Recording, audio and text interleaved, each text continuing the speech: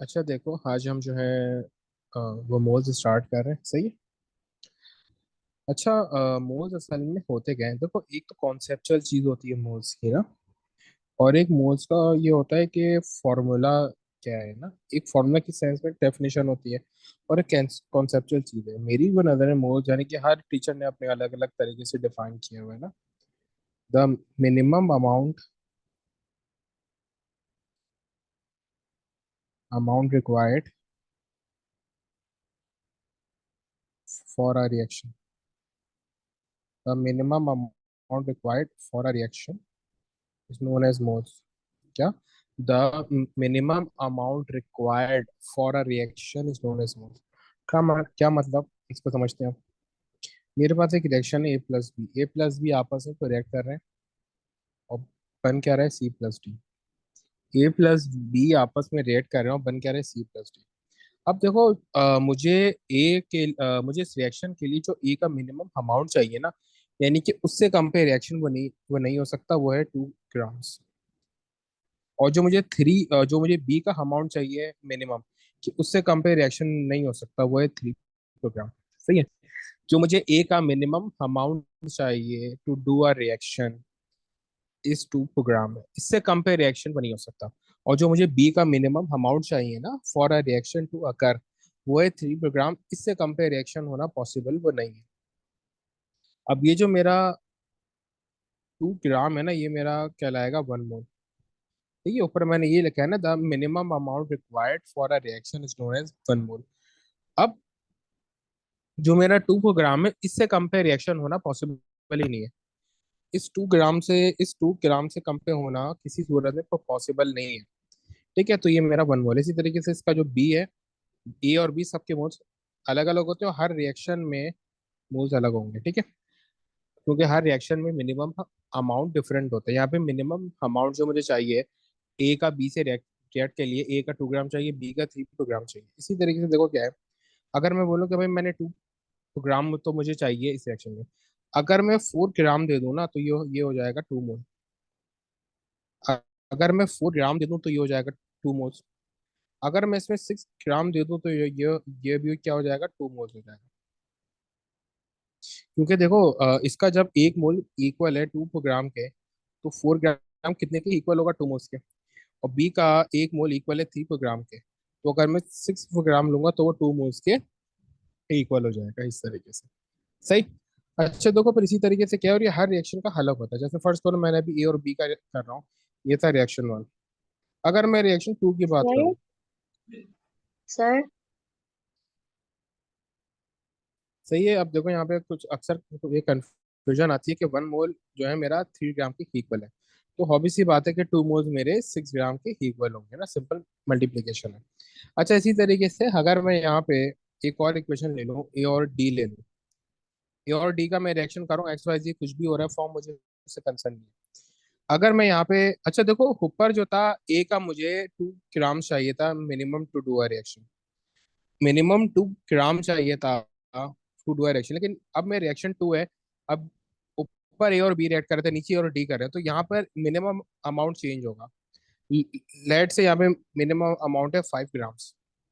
यानी कि अगर 5 ग्राम मिनिमम अमाउंट होगा तो ये रिएक्शन कर पाएगा, यानी 1 mole is equals to 5 grams. 1 mole is equals to 5 grams है यहाँ पे। सही। इस तरीके से ही। सही है। और यहाँ पे देखो, ऊपर मेरे पास चेंज था, रिएक्शन चेंज था, तो मिनिमम अमाउंट भी चेंज था।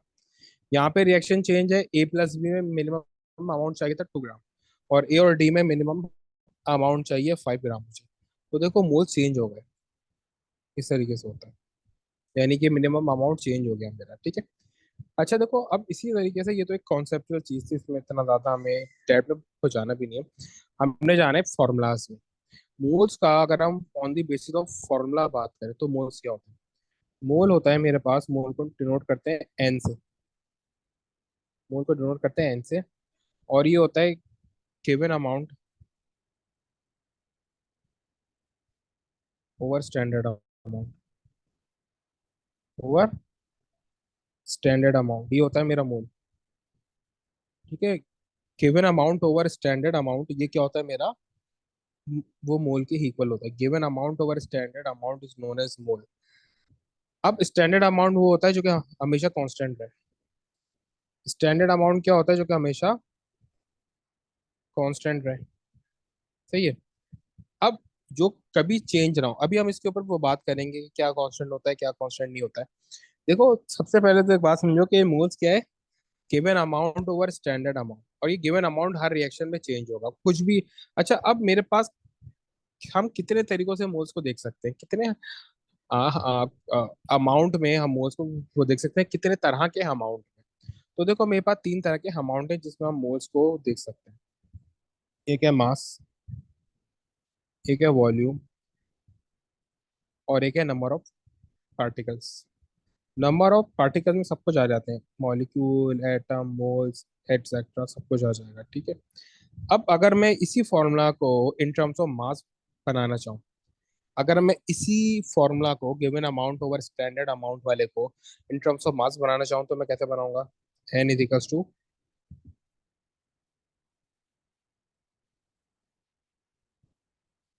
Given mass over standard mass.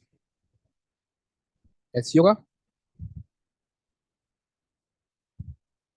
Given mass over standard mass. Given mass मेरे पास क्या होता है, जो उसने मुझे क्वेश्चन में दिया होगा। स्टैंडर्ड मास मैंने क्या बोला था, जो चेंज नहीं होता। ये होगा आपका एम आर या ए आर, किसी भी पार्टिकल का। जैसे ऑक्सीजन, ऑक्सीजन का ए आर होता है 16। अब ये कभी चेंज नहीं होता। इस तरह अगर मैं कार्बन ले रहा हूँ, तो कार्बन का ये ए आर कितना होगा? 12। वो कभी चेंज नहीं होगा। सही है।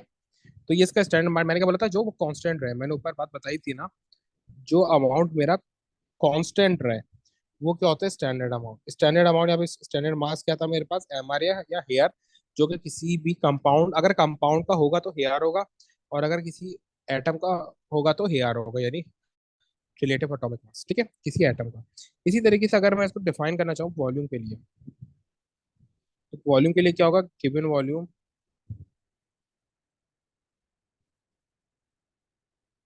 Over standard volume.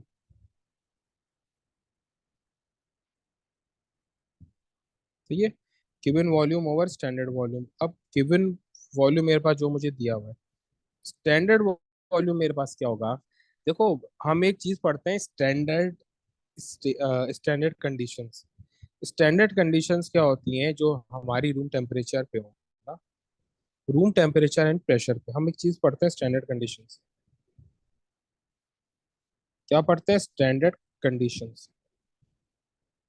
Standard condition और स्टैंडर्ड स्टेट, ये दोनों होती क्या है? तो ये दोनों अक्सर जो है ना, हम सेम समझ लेते हैं, दोनों अलग चीजें। स्टैंडर्ड कंडीशन और स्टैंडर्ड स्टेट होता क्या है? स्टैंडर्ड कंडीशन का मतलब है कि हम वो रूम टेम्परेचर पे, रूम टेम्परेचर एंड प्रेशर पे हर चीज ऑब्जर्व करते हैं। ये स्टैंडर्ड कंडीशन है। जैसे रूम टेम्परेचर और प्रेशर पे, at room temperature and pressure. अब रूम टेम्परेचर और प्रेशर पे हमारा टेम्परेचर होता है 25 डिग्री सेल्सियस, और प्रेशर होता है 180। इस पर मेरा वॉल्यूम होता है 24 DMQ। वॉल्यूम कितना होता है? 24 DMQ। इसको बोलते हैं वॉल्यूम एट RTP, या वॉल्यूम, या इसको VR भी बोलते हैं। या तो VR व TP बोलते हैं, या VR बोलते हैं, यानी volume at room temperature and pressure. ये मेरा स्टैंडर्ड होता है, कभी चेंज नहीं होता। ठीक है।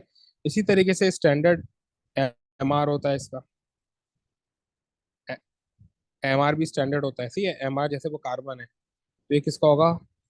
इसका वो 12 होगा। ठीक है।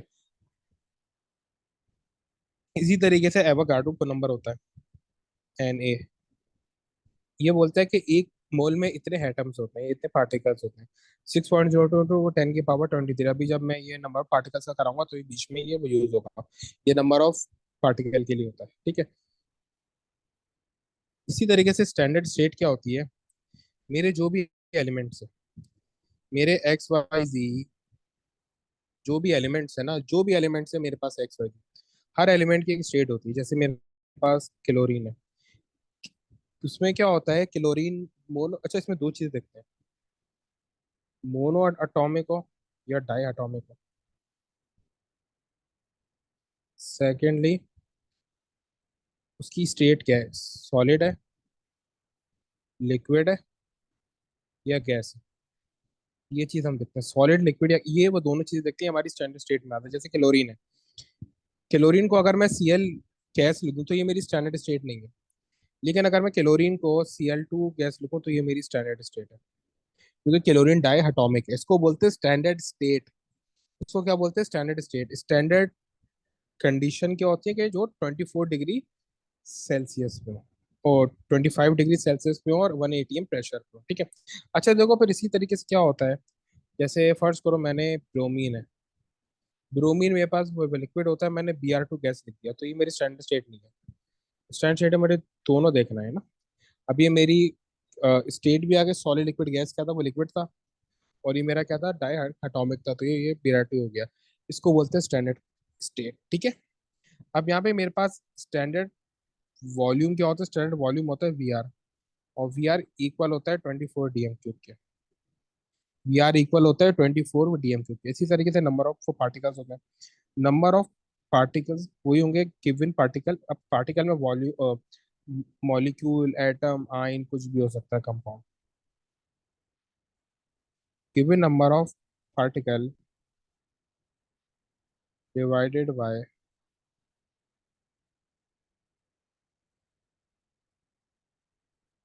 Avogadro number, standard number of particles को बोलते हैं एवोगाड्रो नंबर, एवोगाड्रोस नंबर। एक ये वो काम आएगा पीछे ना। अब ये होता क्या है, इसकी वैल्यू हम इसको भी करके लिखते हैं वी, N/N है। नंबर ऑफ पार्टिकल्स को बोलते हैं कैपिटल एन, और ये Na। ये Na की वैल्यू होती है 6.02 इंटू 10⁻23। अब ये आपके पास तीन फॉर्मूलाज आ गए, मास के, वॉल्यूम के, और पार्टिकल्स के, नंबर ऑफ पार्टिकल्स के। अच्छा, इनको अगर मैं एक जगह कंबाइन करना चाहूँ तो मैं इस तरीके से कंबाइन भी कर सकता हूँ। N is equals to m और M R is equals to V over V R, और is equals to N over N. अब मैं किसी से भी वो मोल्स निकाल लूँ, मोल सेम आने।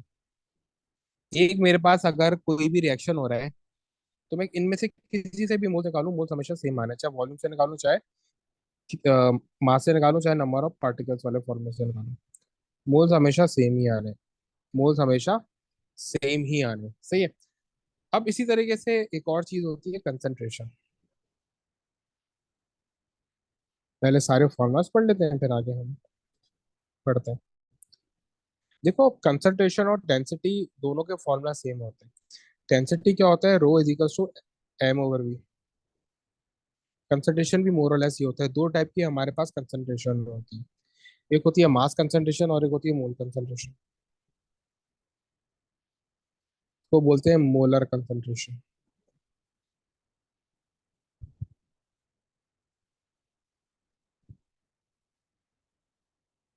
ये होती है C is equals to N over V. ये क्या होती है, C is equals to N over V, सही। ये क्या होती है आपके पास, C is equals to N over V. इसी तरीके से आपके पास दूसरी कंसंट्रेशन होती है, उसको बोलते हैं मास कंसंट्रेशन। ये डेंसिटी की तरह होती है, इसका फॉर्मूला। ये क्या होती है, C is equals to m over V. C is equals to m over U, यानी कि मास ओवर वॉल्यूम। कंसंट्रेशन क्या है, कि आपके कितने वॉल्यूम में कितना अमाउंट आ रहा है। अब अमाउंट कुड बी मोल और कुड बी मास, दोनों में से कुछ भी हो सकता है, यानी कितना अमाउंट आ रहा है गिवन वॉल्यूम में। इसको अगर डिफाइन करना चाहूँ मैं इस फॉर्मूला की बेस पे, क्वांटिटी ऑफ मोल्स या मास इन गिवन वॉल्यूम,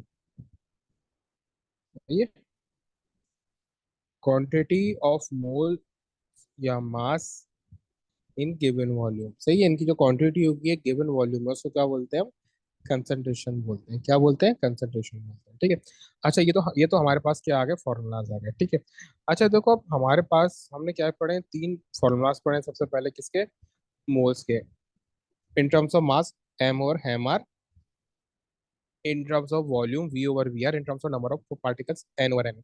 इसी तरीके से हमने यहाँ पे कंसंट्रेशन की फॉर्मूलाज पढ़े, एन ओवर वी और एम ओवर वी, सही। अच्छा देखो, जो चीज मोल्स में आपको सबसे पहले समझ आनी चाहिए ना, वो होता है आपका मास, मॉलिक्यूलर मास फाइंड आउट करना। जो चीज मोल्स में सबसे पहले आपको समझ आनी चाहिए वो होता है मॉलिक्यूलर मास फाइंड आउट करना। मॉलिक्यूलर मास किस तरीके से फाइंड आउट होता है उसकी तरफ आते हैं हमसे। देखो मेरे पास सबसे पहले क्या है, मैं कुछ कंपाउंड लिख रहा हूँ, उनके हम मास कैलकुलेट करेंगे, ठीक है। कैलकुलेशन ऑफ एमआर, ये कैलकुलेशन कर रहे हैं एमआर की। अच्छा ये किस तरीके से होता है हमारे पास, सही है। देखो जैसे मेरे पास एक कंपाउंड है, पहले सबसे आसान से लेके चलते हैं, फिर मुश्किल की तरफ भी आएंगे। ऐसे फर्स्ट को मेरे पास एक कंपाउंड है NaCl। तो यहाँ पे हम सबसे पहले क्या देखते हैं कि भाई Na का मास कितना है। Na का मास होता है 23, प्रोडक्ट टेबल में दिया हुआ होता है। Cl का मास कितना होता है 35.5। तो क्या करेंगे, इन दोनों को हेड कर देंगे, इन दोनों को हेड कर देंगे, ठीक है। उससे क्या होगा, हमारे पास आंसर आ जाएगा, ठीक है। हमारे पास आंसर आ रहा है 58.5 ग्राम्स। ये हो गया हमारा MR, ठीक है, NaCl का। इसी तरीके से H2O का MR कैलकुलेट करते हैं। एच का मेरे पास AR होता है 1 यानी एटॉमिक मास, और एच है कितने 2, तो मल्टीप्लाई बाय 2। फिर प्लस ऑक्सीजन का कितना होता है 16, तो ये कितना हो गया 2 + 16 इज इक्वल्स टू 18 ग्राम्स। ये किसका हो गया, H2O का। इसी तरीके से थोड़ा मुश्किल करते हैं, NaOH का मास कैलकुलेट करते हैं।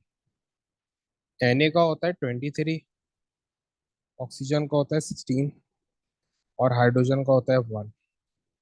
तो 23 + 1 + 16 इज इक्वल टू 40 ग्राम्स।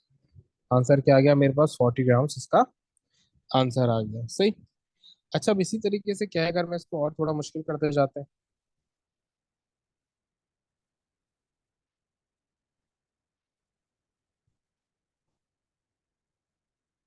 मैं पहले सारे साथ लिख देता हूँ, फिर एक साथ कैलकुलेट करते हैं।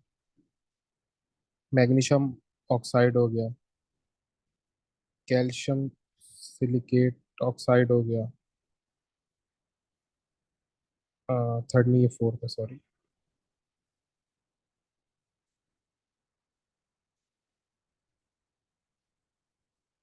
फिफ्थ और सिक्स, सही।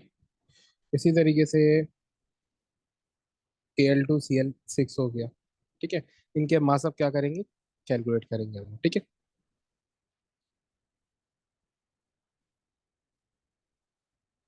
देखो Mg का मेरे पास मास होता है, Mg का मेरे पास होता है मास 24, प्लस ऑक्सीजन का होता है मेरे पास, ये एरो हटा देते हैं, ये खींच खींच कर देते हैं। ऑक्सीजन का मास होता है मेरे पास 16। ऑक्सीजन है कितने, 2 आ रहा है, ऑक्सीजन 2 है, तो मल्टीप्लाई बाय 2। इसी तरीके से फिर मेरे पास हाइड्रोजन का मास कितना होता है, प्लस हाइड्रोजन का होता है 1, है कितने, तो इजिकल्स +2। तो 24 + 32 + 2, सही है। तो यहाँ से आप ये कैलकुलेट कर लोगे कि इसका आंसर क्या आ रहा है, 24 + 32 + 2, सही है। ये आपके पास आंसर आ रहा है 58 ग्राम्स। मैग्नीशियम हाइड्रोक्साइड का आपके पास मास कितना है, 58 ग्राम। इसी तरीके से आप कैल्शियम सिलिकेट का मास कैलकुलेट करोगे, ठीक है। आप क्या करोगे, सबसे पहले कैल्शियम का AR, फिर सिलिकॉन का AR, फिर ऑक्सीजन का AR, ठीक है।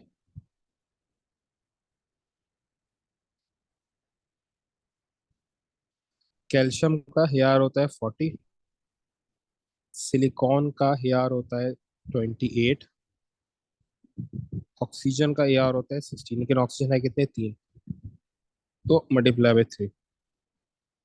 अब आप इसको ये कैलकुलेट करो तो क्या आएगा, 40 + 28 + 16 इंटू 3, तो 116 ग्राम आपके पास आंसर आ गया।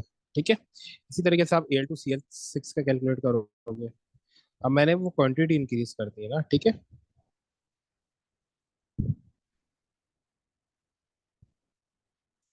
एल्यूमिनियम का ए आर होता है 27 ना। एल्यूमिनियम का ए आर है 27, एल्यूमिनियम है कितने, दो प्लस। क्लोरीन का ए आर कितना है? क्लोरीन का ए आर होता है 35.5, और क्लोरीन है कितने, 6, मल्टीप्लाई बाय 6।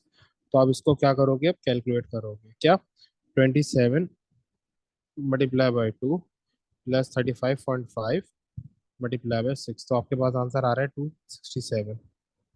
क्या आ रहा है, 267 ग्राम आपके पास आंसर आ रहा है। अच्छा, ये तो हमने जो है ना अभी थोड़े बहुत तो सिंपल यानी कि मुश्किल वाले आए थे, लेकिन ये इतने ज्यादा नहीं थे। देखो अब इसी तरीके से अगर मेरे पास यहाँ पे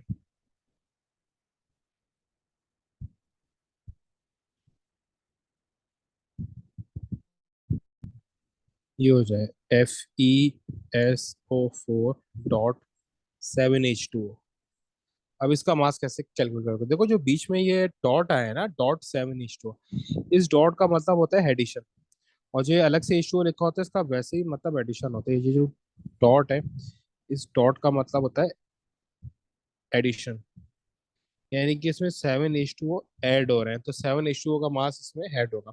अब मैं सबसे देखूंगा कि भाई मेरे पास आयरन का मास क्या है।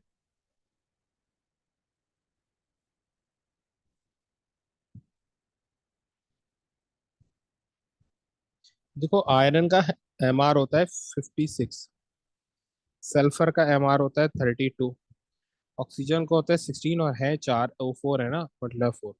अब प्लस, अब क्या है, ब्रैकेट ओपन करूंगा, H2 का कितना होता है, एच का, और एच है 2 × 1, एच का 1 होता है, H2 है, प्लस ऑक्सीजन का 16 है, फिर मल्टीप्लाई बाय 7, क्योंकि ये 7H2 है।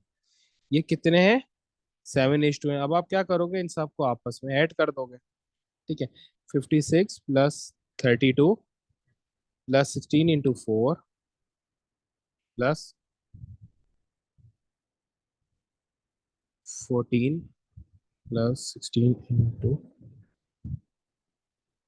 7, ये आपके पास 278 ग्राम आंसर आ रहा है। कितना आंसर आ रहा है, 278 ग्राम आपके पास आंसर आ रहा है। ये आपके पास मॉलिक्यूलर मास की कैलकुलेशन थी।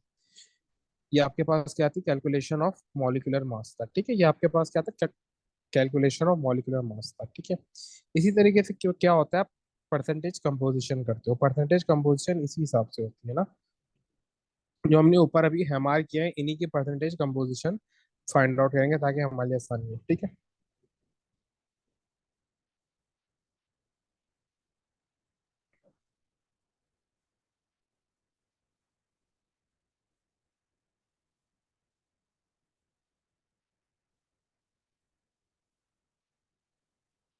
परसेंटेज कंपोजिशन क्या होता है कि आप परसेंटेज निकालते हो पर्टिकुलर किसी भी एलिमेंट की एक कंपाउंड। सर हमने फर्स्ट कौन सा लिया था, NaCl। अब वो बोल रहे हैं कि percentage of Na in NaCl by mass. Normally हम बाय मास ही कैलकुलेट करते हैं, पेपर में बाय मास ही आती है। क्या, the percentage of Na in NaCl by mass, यानी Na कितना परसेंट है NaCl में। तो आप उसको किस तरीके से करोगे, आप उसको इस तरीके से करोगे कि Na आपके पास कितना है। अच्छा, यहाँ पे आप करोगे AR divide by MR multiply by 100। तो ये आपके पास फॉर्मूला है इसका। ये किसी भी एलिमेंट के लिए यूज हो सकता है। अब अगर मैं ये फॉर्मूला Na के लिए यूज करूँ तो कैसे होगा, Na percentage is equals to, AR कितना है Na का 23, NaCl का कितना होता है, हमने ऊपर अभी निकाला है 58 होता है, ठीक है। 58.5 मल्टीप्लाई बाय 100, तो यहाँ पे ये कितना आ जाएगा, 23 डिवाइडेड बाय 58.5, तो ये आ गया 39.31। 39.31% आपके पास आंसर आ रहा है। 39.31 परसेंट आपके पास आंसर आ रहा है, ठीक है। अच्छा देखो इसी तरीके से अगर वो नेक्स्ट क्वेश्चन हमने कौन सा लिया था H2O तो नहीं, NaOH लेता। वो बोला है percentage of Na and H in NaOH, और वो बाई वो मास ही करना है, ठीक है। अब आप किस तरीके से करोगे, वही AR/MR ना। सबसे पहले परसेंटेज निकालोगे Na की। आपके पास कितना है, Na का मास है 23, और OH का कितना है 40 ग्राम। फिर क्या है, मल्टीप्लाई बाय 100, ठीक है। इस तरीके से आपने करना है, AR/MR मल्टीप्लाई बाय 100, ये ग्रेटर देन 50 आएगा। ये आ रहा है 57.5%। ये आपने क्या निकाल लिया, अब आप निकालोगे इसमें हाइड्रोजन। हाइड्रोजन का होता है 1, हाइड्रोजन कितने हैं 40। तो ये आपके पास बहुत छोटी वैल्यू है, यानी कि 0.025%। ये आपके पास क्या आ गया, हाइड्रोजन की परसेंटेज आ गई। अगर वो बोले ऑक्सीजन की भी निकालो तो आप कैसे करोगे, इन दोनों को 100 से वो माइनस कर दोगे। 100 माइनस 57.5 प्लस 2025, ठीक है। तो ये आपके पास किसकी आ जाएगी, ऑक्सीजन की आ जाएगी।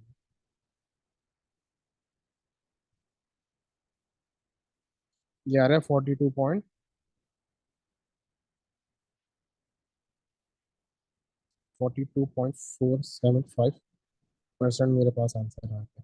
अच्छा इसी तरीके से अब जरा और आगे बढ़ते हैं, दो तीन और क्वेश्चन करते हैं। अगर मुझे कैल्शियम सिलिकेट ऑक्साइड जो था मेरे पास, percentage of calcium and oxygen in calcium silicate oxide. अब देखो मैं किस तरीके से करूँगा, वही तो मेथड फॉलो करूंगा। मेथड में कोई चेंजेस नहीं होंगे, ठीक है। अ, सबसे पहले परसेंटेज ऑफ कैल्शियम निकालूंगा। कैल्शियम इसमें कितना है, एक तो 40 लिख दिया। फिर कैल्शियम सिलिकेट ऑक्साइड का कितना है, 116 मास है, कितना है 116, और मल्टीप्लाई बाय 100। तो मैं देखूंगा यहाँ पे मेरे पास आंसर क्या है।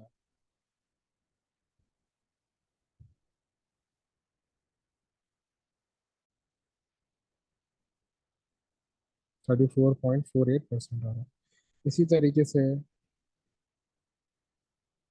मैं निकालूंगा परसेंटेज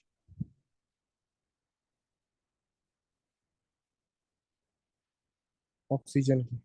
ऑक्सीजन का मास कितना होता है 16, यहाँ पे ऑक्सीजन कितने, 3 ऑक्सीजन है, तो मल्टीप्लाई बाय 3, और वही 116 है ना। तो क्या होगा इसका,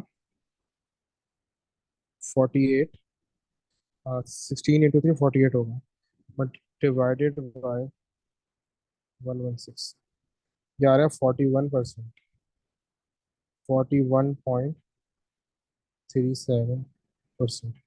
ये मेरे पास आंसर आ रहा है इसका, सही। ऐसे देखो सबसे ज्यादा मसला होता है जहाँ पे आपका नंबर ऑफ क्वांटिटी चेंज हो ना, जैसे Al2Cl6 इसमें आखिरी कर लेते हैं, ये क्लोरीन का। अच्छा देखो जो ये मैंने 116 लिखा है ना, ये 116 आया कहाँ से, ये मैंने क्या बताया था, हेआर और हेमार, यानी कि अगर मुझे वो कैल्शियम का परसेंटेज निकालनी है, जो कैल्शियम का मास है उसको मैं पूरे कंपाउंड के मास से डिवाइड कर दूंगा। कंपाउंड का मास क्या है मेरे पास, कैल्शियम सिलिकेट है ना, कैल्शियम सिलिकेट ऑक्साइड है। तो ये हमने ऊपर अभी कैलकुलेट करी है ना, ये इसका मास आ रहा है ना 116 पूरा, ये हमने अभी पूरा कैलकुलेट किया है ना। सही है, इसका मास कितना आ रहा है, 1.116 आंसर आ रहा है मास इसका। तो मैंने नीचे मास कैलकुलेट नहीं किया, मैंने इसी वजह से थोड़े वो मुश्किल क्वेश्चन लिए थे ऊपर, ताकि मैं हिनी का मास बाद में यूज कर लूँ, मेरा टाइम सेव हो जाए, ठीक है। अच्छा देखो अब जैसे मेरे पास AlCl6 है ना, Al2Cl6 का मास है 267, ठीक है, मैंने ऊपर कैलकुलेट किया हुआ है।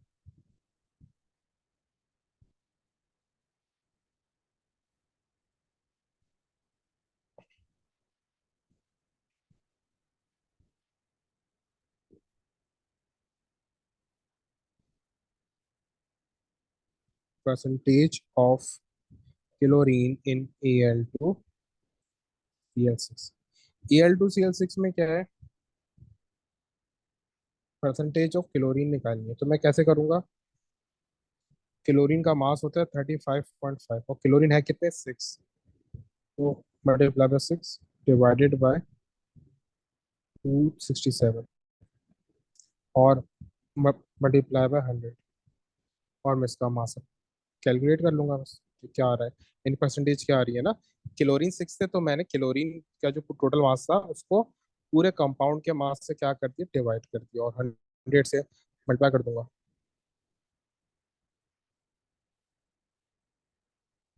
ये आ रहा है 79.77%। ठीक है, 79.77% मेरे पास यहाँ पे ये आंसर आ रहा है। अच्छा ये तो देखो, ये तो मैंने आपको बिल्कुल सिंपल चीजें कराई है ना, अभी मैं सारी आज ये चीजें करा रहा हूँ जो कि सिंपल है। जैसे कैलकुलेशन ऑफ एमआर हो गया, एमआर कैलकुलेट करना हो गया ना, अभी हमने इन सबके एमआर कैलकुलेट करें। सही। इसी तरीके से फिर हमने इनमें जो पर्टिकुलर एलिमेंट है उनकी कंपोजिशन निकाली है परसेंटेज कंपोजिशन में। ठीक है, हमने क्या किया, परसेंटेज कंपोजिशन में इनकी परसेंटेज को निकाली है। नहीं, इसको राउंड ऑफ नहीं करेंगे, एग्जैक्ट आंसर को लिखते हैं। परसेंटेज को कभी भी राउंड ऑफ नहीं करते। सही। फिर हमने क्या किया, पर्टिकुलर जो एलिमेंट थे उनकी परसेंटेज निकाली कि वो कंपाउंड में कितने, उसको परसेंटेज कंपोजिशन बोलते हैं। सही। अच्छा देखो, फिर इसी तरीके से क्या है हमारे पास क्वेश्चन, अभी तो हमने एक कर लिया, अभी हम एक और चीज करते हैं ना इसी टाइप की, लेकिन वो थोड़ी डिफिकल्ट है। अच्छा देखो, जैसे ये मेरे पास एक क्वेश्चन है, वो बोल क्या रहा है, वो ये बोल रहा है कि aqueous ammonium sulfate formed is crystallized to make the hydrated ammonium sulfate। यानी नॉर्मल अमोनियम सल्फेट है AlCl4, Al2Cl43, उसमें हम उसको हाइड्रेटेड कर रहे हैं, यानी कि H2O ऐड कर रहे हैं उसमें। ठीक है, वो बोल रहे थे relative mass of the hydrated ammonium sulphate is 6। यानी कि मेरे पास क्या है, मुझे उसने यू करके एक फॉर्मूला दिया हुआ है, Al2SO4 की वैल्यू